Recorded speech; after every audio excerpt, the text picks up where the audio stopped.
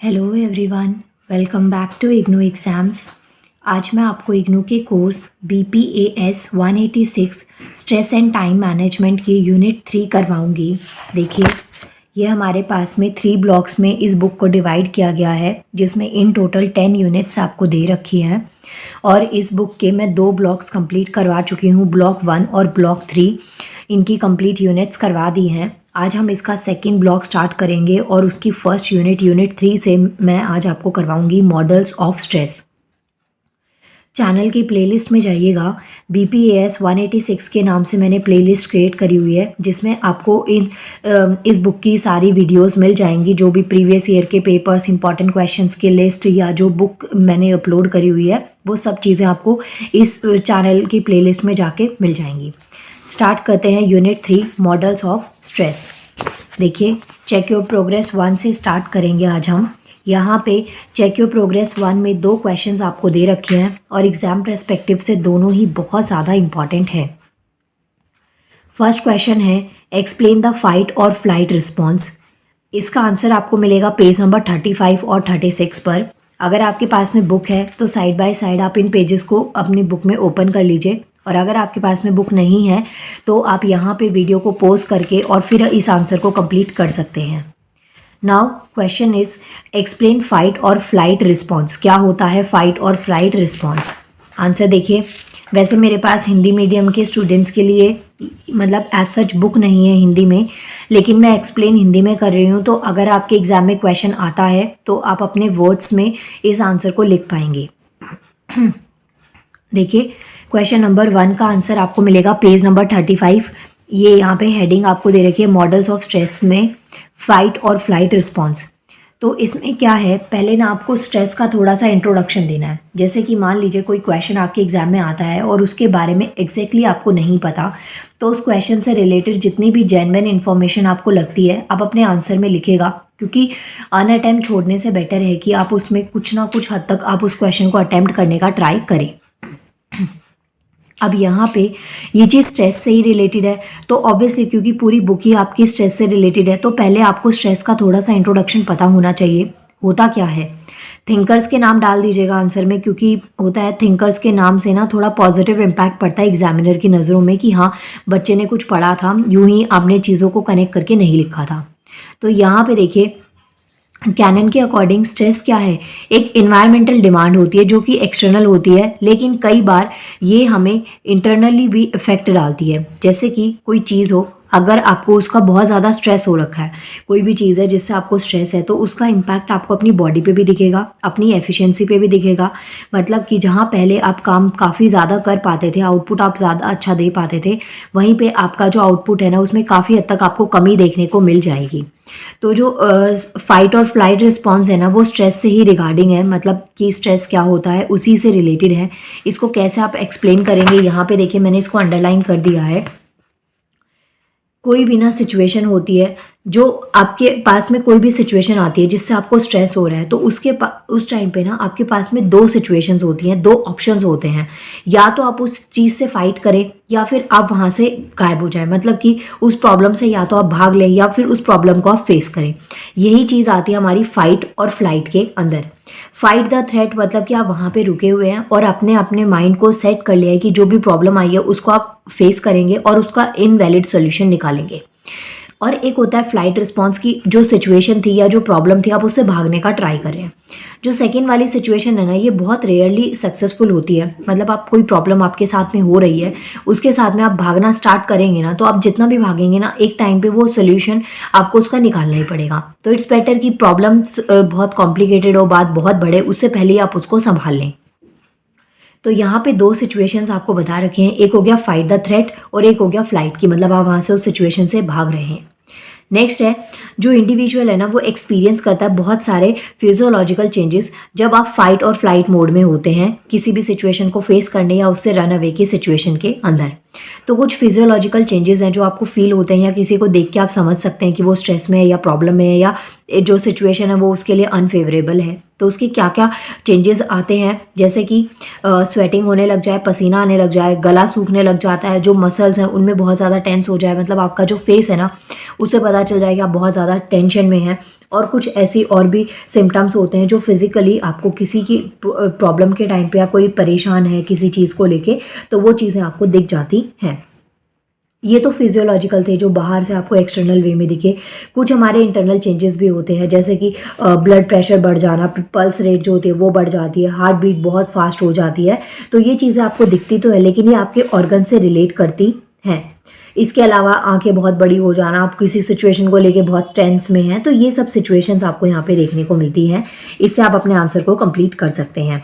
इसके अलावा अगर ये जो चैलेंज होता है या जो सिचुएशन है जिसमें आप फंसे हुए हैं और ये फिजियोलॉजिकल चेंजेस आपको दिखाई दिए, जब ये सिचुएशन या ये प्रॉब्लम सॉर्ट आउट हो जाती है, इससे जब आप बाहर निकल जाते हैं तो वापस से आपकी जो बॉडी है ना वो नॉर्मल और जो होम्योथेसिस जो रिस्टोर्ड होता है, मतलब कि जो आपकी पहले जो सिचुएशन थी ना, जो आपकी पल्स रेट थी, जो आपकी हार्ट बीट थी, वो पहले की तरह ही नॉर्मल हो जाती है जब आप एक नॉर्मल सिचुएशन में आ जाते हैं, या जो सिचुएशन आपने क्रिएट करी हुई थी या जिस प्रॉब्लम में आप थे जब उससे आप बाहर आ जाते हैं तो वापस से आप नॉर्मल बॉडी में आ जाते हैं। इसके अलावा जो फ्लाइट और फाइट रिस्पॉन्स होते हैं, इसके बहुत सारे एडवांटेज भी होते हैं। ये सिचुएशन को इंस्टेंटली डील करवाने में भी हमारे लिए काफ़ी ज़्यादा बेनिफिशियल हो जाता है। तो यहाँ पे कुछ फिजियोलॉजिकल चेंजेस आपको दे रखे हैं। इस फ्लो चार्ट का यूज़ आप अपने आंसर के लिए कंप्लीट कर सकते हैं। ये वही चीज़ें हैं जो मैंने आपको यहाँ पे रिटर्न में समझाया है। ये बस आपको एक फ्लो चार्ट की फॉर्म में दे रखा है। एग्जाम में अगर क्वेश्चन आए तो आप इस फ्लो चार्ट की हेल्प से इस आंसर को कंप्लीट कर लीजिएगा। ये हो गया आपका फर्स्ट क्वेश्चन। सेकेंड क्वेश्चन देखिए, describe the journal adaptation syndrome with the help of diagram. इसका आंसर आपको मिलेगा पेज नंबर 36, 37 और 38 पर। यहाँ पे आपको जर्नल एडेप्टेशन सिंड्रोम बताना है विद डायग्राम। क्वेश्चन बहुत इंपॉर्टेंट है।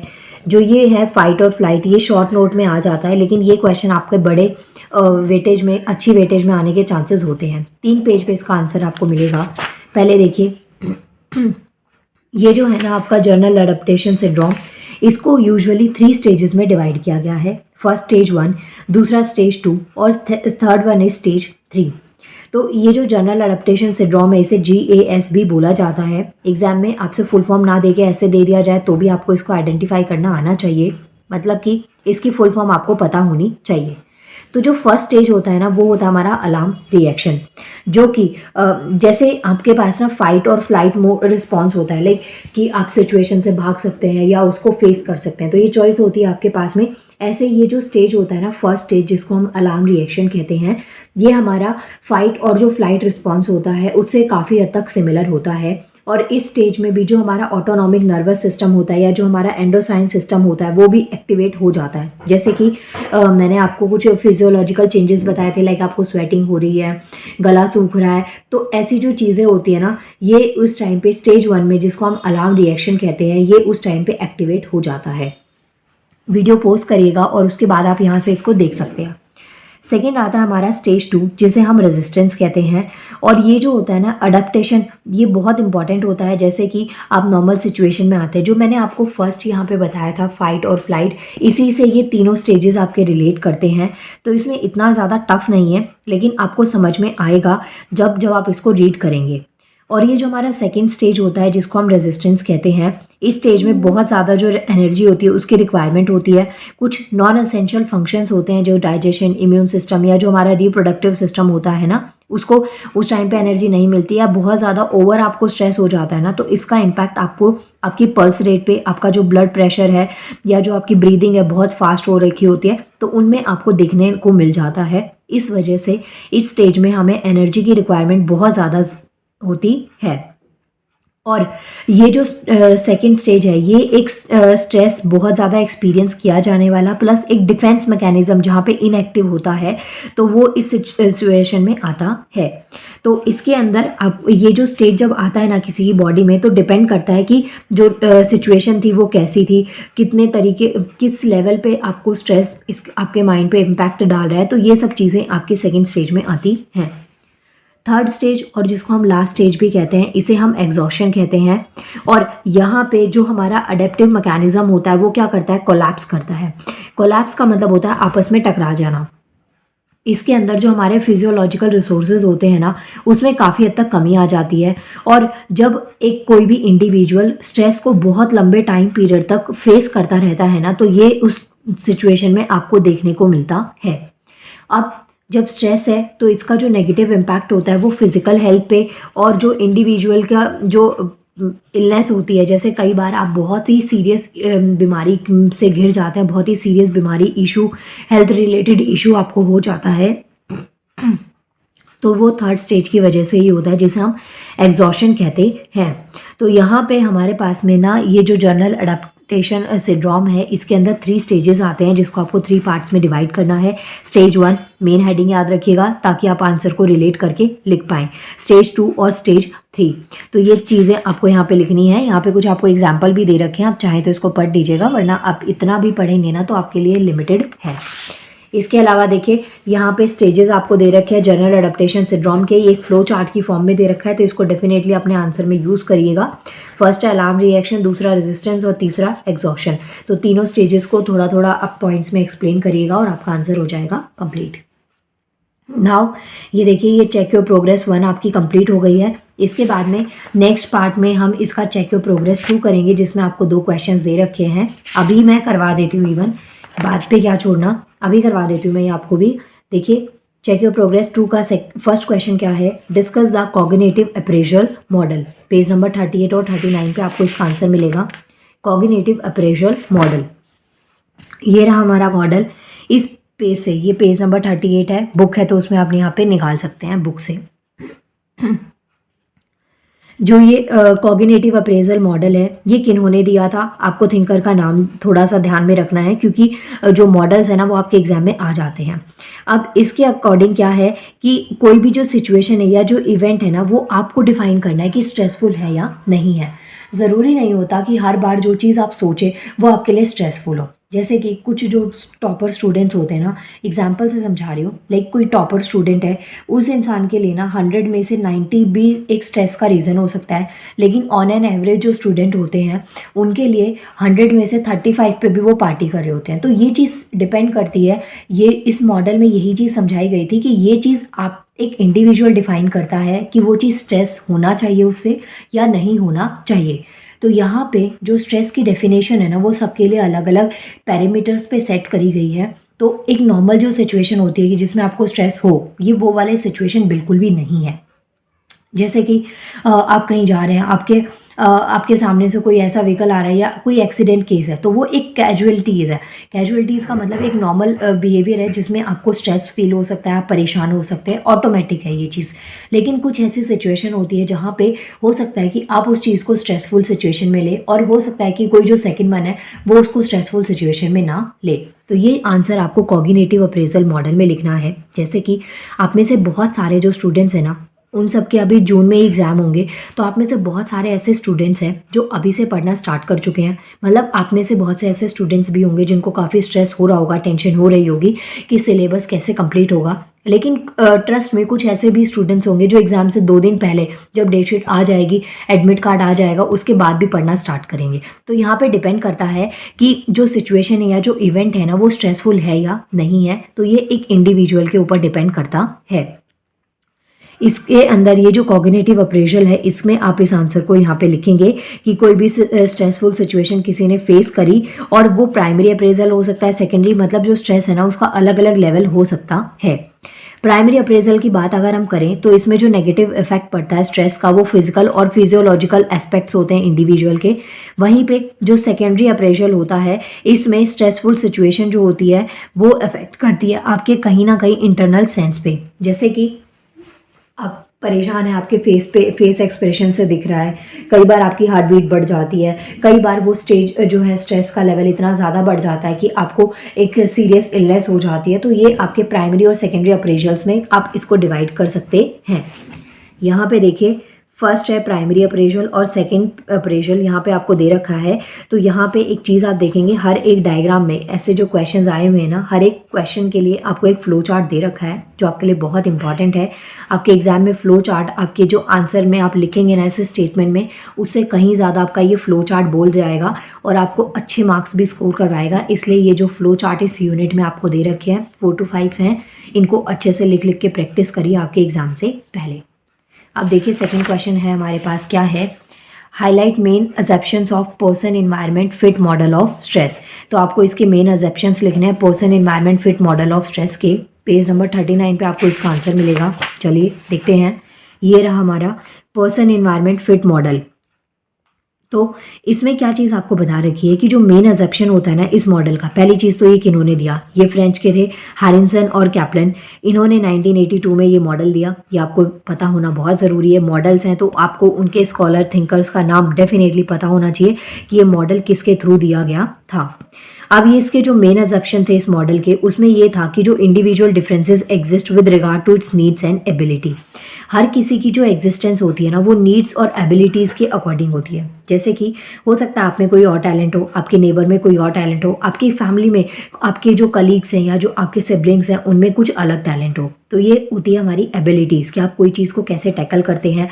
कोई बहुत ज़्यादा स्ट्रेसफुल सिचुएशन से भी बहुत नॉर्मली बाहर आ जाता है, और कुछ कोई बहुत ही नॉर्मल सी स्ट्रेस होता है उसका भी आप बहुत ज़्यादा इशू क्रिएट कर लेते हैं। तो ये चीज़ डिपेंड करती है कि आपकी एबिलिटी प्लस आपकी नीड, आपकी रिक्वायरमेंट क्या है। लेवल ऑफ स्ट्रेस हमारा नीड के अकॉर्डिंग ज़्यादा वेरी करता है। जैसे कि अभी आपके एग्ज़ाम्स में टाइम है तो आप स्ट्रेस ले रहे होंगे लेकिन बहुत कम ले रहे होंगे। वहीं अगर आपका नेक्स्ट डे एग्ज़ाम और आपने कुछ नहीं पढ़ा हो लेकिन आप पढ़ना चाहते थे और किसी सिचुएशन की वजह से कुछ एक्सटर्नल फैक्टर्स ऐसे आए जिसकी वजह से आप नहीं पढ़ पाए, तो उस टाइम पे जो आपकी नीड है, आपकी रिक्वायरमेंट है, उसके अकॉर्डिंग आपका जो लेवल ऑफ स्ट्रेस है वो बहुत ज़्यादा बढ़ जाता है। तो ये चीज़ें आपको यहाँ पे पढ़नी है। इसमें एक एग्जांपल आपको दे रखा है कि एक एम्प्लॉय है जो जिसने बहुत ही अच्छे से प्रिपरेशन करी अपनी प्रेजेंटेशन के लिए, जो उसे अपनी ऑर्गेनाइजेशन या किसी भी कंपनी में देनी है, और वो जो अपॉर्चुनिटी है या तो वो कहीं छिन जाए या वो अपॉर्चुनिटी किसी और को मिल जाए, या फिर जो एक्सपीरियंस था वो सिग्निफिकेंट स्ट्रेस दे जाता है, मतलब कि अच्छे तरीके से वो प्रेजेंट नहीं कर पाए हो। तो ये एग्जाम्पल्स आपके पर्सन एनवायरनमेंट फिट मॉडल में आता है। नाम ही इस चीज़ को रिलेट कर रहा है कि कोई जो सिचुएशन है उसके अकॉर्डिंग आपकी परफॉर्मेंस या उसके अकॉर्डिंग आपकी रिक्वायरमेंट थी या नहीं थी। अब यहाँ पे देखिए, ये हो गया आपका चेक योर प्रोग्रेस 2, जिसमें 2 क्वेश्चन थे, दोनों के पेज नंबर मैंने यहाँ पे लिख दिए हैं। अगर आपके पास में बुक है तो आप यहाँ से ले सकते हैं, अदरवाइज़ आप वीडियो को पॉज करके भी इससे पढ़ सकते हैं। अगर जैसे यूनिट में आपको ना कुछ वर्ड्स बहुत डिफ़िकल्ट लगे, नहीं समझ में आए रीडिंग के बाद में भी, तो आपको यहाँ पे लास्ट में ना इसका मीनिंग दे रखा होता है और ये काफ़ी बेनिफिशियल होते हैं। इसको आप पढ़ के देखिएगा, आपको काफ़ी ज़्यादा हेल्प मिलेगी। अब देखिए, ये हमारी यूनिट 3 कंप्लीट हो गई है। इंडेक्स में चलते हैं। ये हो गया हमारा ब्लॉक 2 स्टार्ट, और इसकी यूनिट 3 मैंने कंप्लीट करवा दी है। अब इसकी 3 यूनिट्स बची हैं। नेक्स्ट पार्ट में हम यूनिट 4 करेंगे, workplace stress major causes. अगर वीडियो अच्छी लगे तो वीडियो को लाइक करिएगा, चैनल को सब्सक्राइब। और एक गुड न्यूज़ आप लोगों के लिए कि जब आपके एग्जाम्स टाइम पास में होगा, लाइक अप्रैल अभी स्टार्ट होने वाला है, मई में मैं आपके प्रीवियस ईयर के पेपर्स आपके लिए अपलोड करूँगी, उन्हें सॉल्व करके जो इंपॉर्टेंट क्वेश्चन है सब्जेक्ट वाइज वो दूंगी। लेकिन अभी टाइम है, इसलिए आप एक काम कर सकते हैं, अभी अपनी बुक्स पे फोकस करिए, क्योंकि बुक अगर आप पढ़ के जाते हैं तो आपका एग्जाम बहुत अच्छे से होगा। और जो लास्ट टाइम प्रिपरेशन टिप्स होती हैं वो भी मैं आपको डेफिनेटली दूंगी। सो इतनी इंटरेस्टिंग वीडियोस अगर आपको देखनी है तो उसके लिए आपको चैनल को सब्सक्राइब करना पड़ेगा, बेल आइकन को प्रेस कर लीजिएगा, जिससे कि आपको वीडियोस की नोटिफिकेशन टाइम टू टाइम मिलती रहे। नाउ मिलते हैं यूनिट 4 के साथ में नेक्स्ट वीडियो में। Thank you so much.